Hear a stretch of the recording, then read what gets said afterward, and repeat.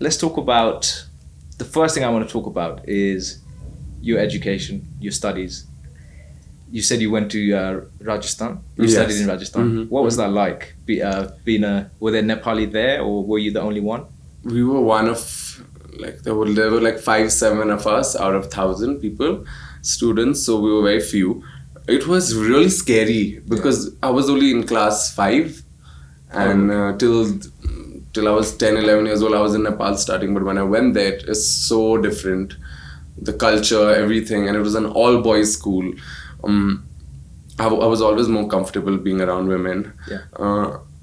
And it was scary. It was really scary. It felt like, and you're in a desert, and like, it's the property is so big, and it just felt really scary. Which school was that? But Mayo College. Mayo College. It's a boarding school, which was amazing. But it started off like, where am I? Like, which world am I in? How did you get there then? How did you get to Rajasthan? So, my parents, my grandparents, everyone's been to boarding school in India. So, we were to go to boarding school, and we were having this whole Maoist revolution happening around the 2000s, early 2000s. So, we were set to go. Mayo was a good school, known school, and we had an aunt in Jaipur, which is very close to where my college was. So, my parents put me there. Okay, fair enough. And you completed your class 12. Class 12. Yeah. And then you said you went to Then I went to Bombay. Yeah. What was that like? What did you study there then? So Bombay, I studied advertising. Okay. I majored in advertising, but mass media is what they call it.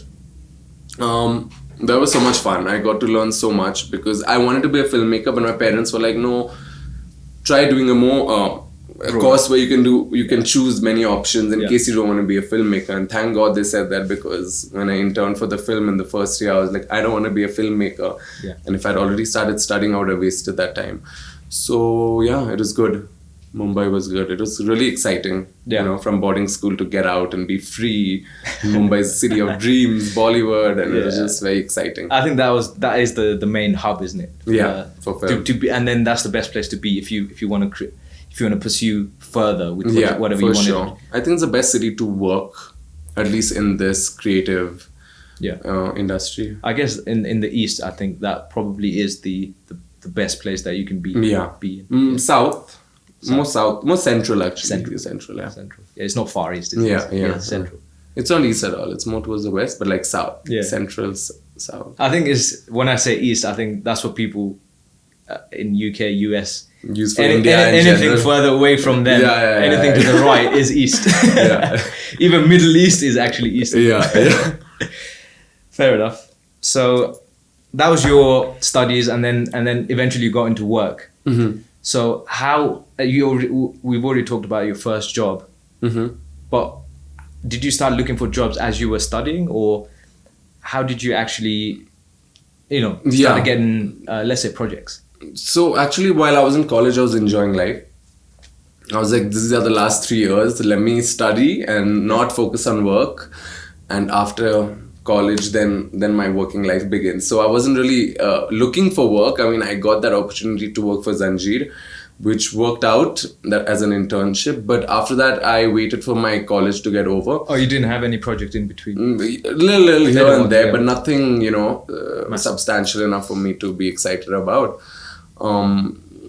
Right after college, then I joined Vogue, and then my career just took off. Yeah. So, pay-wise, let's talk about pay. There's a lot of, I think, getting paid to do what you do, especially in Nepal, is difficult, being in this industry. And I've talked to my technical teams as well. They struggle to get payment out as well. But India is different, right? It's good. So I think that's better. Something that's better. Yeah, it's not always good, but it's better. Maybe not as good as the Western world. But what's something that Nepal's got to change in that sector then? What do you think is lacking? Is it like lack of funding, lack of... For sure. There's no funding, but they don't get the money also. You don't get returns. Even if you fund a big amount, you won't get the returns. So we as a industry and the people, we all have to grow in such a way that we support each other.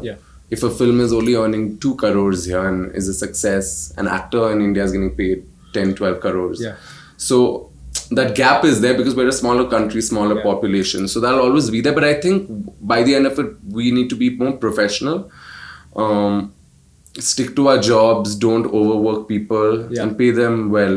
That's what's important, because we live in a city which is so inflated in the sense that everything is so expensive, and salary, we don't get as much. You know, you could spend your salary in 3-4 days of going out to an expensive restaurant, you know.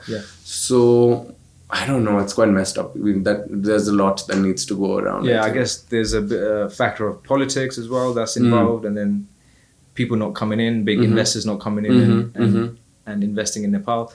I guess all of these has got to change somehow. Because there's potential. There's so many viewership. There's so much viewership in social media, TikTok, YouTube, Instagram, every social media. I mean, there's so many people watching, viewing, supporting the creators.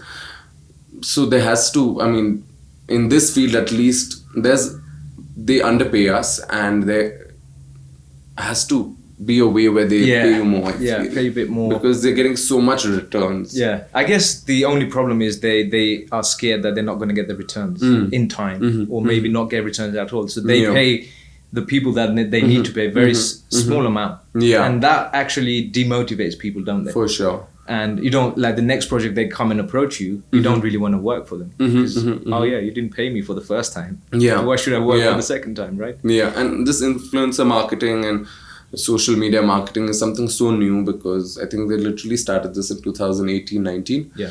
So I guess it's a good start, let's say that. It'll pick up because people are growing in social media, and now these advertising methods, these traditional methods of advertising is now getting changing. It's changing, and it's important for the agencies, companies to know that, understand that the only way they can get returns is now focusing on social media as well.